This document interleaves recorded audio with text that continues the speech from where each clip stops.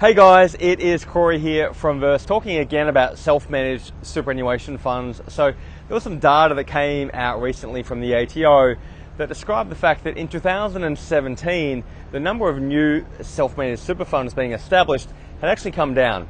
And for a long time, those numbers had been rising, and I want to explain why those numbers of new funds are coming down. The reason for that is SMSFs have been oversold by accountants to Australians and a lesser extent financial advisors for a long time. I want to keep this really simple.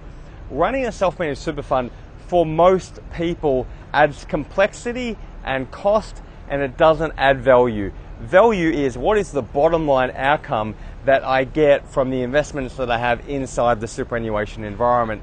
And the reason why that outcome is poorer than when you're outsourcing the running of that fund, maybe to say an industry fund or a retail fund, is because you're charged with the responsibility of making great investment decisions, but you probably don't have the knowledge and the expertise and the research and the team to execute on that at least consistently over a long period of time.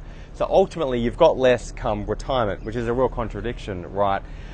From my point of view, the primary reason that you would set up a self-managed superannuation fund is that you want to buy residential or commercial property, which you can't buy through a normal industry or retail fund.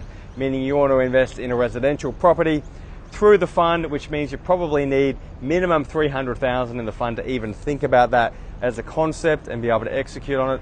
Or you're in business and you want to purchase a commercial property in the name of the self-managed superannuation fund that you can lease back to your business, which can, for business owners, be a great strategy if you buy the right commercial property.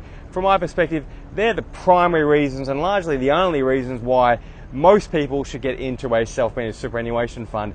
And if you've got one and you've had one for some time and you're not using it for either of those two reasons, you might want to have a chat with your accountant or your financial advisor about why you actually have this fund and what value it's adding to your situation. Hope that helps.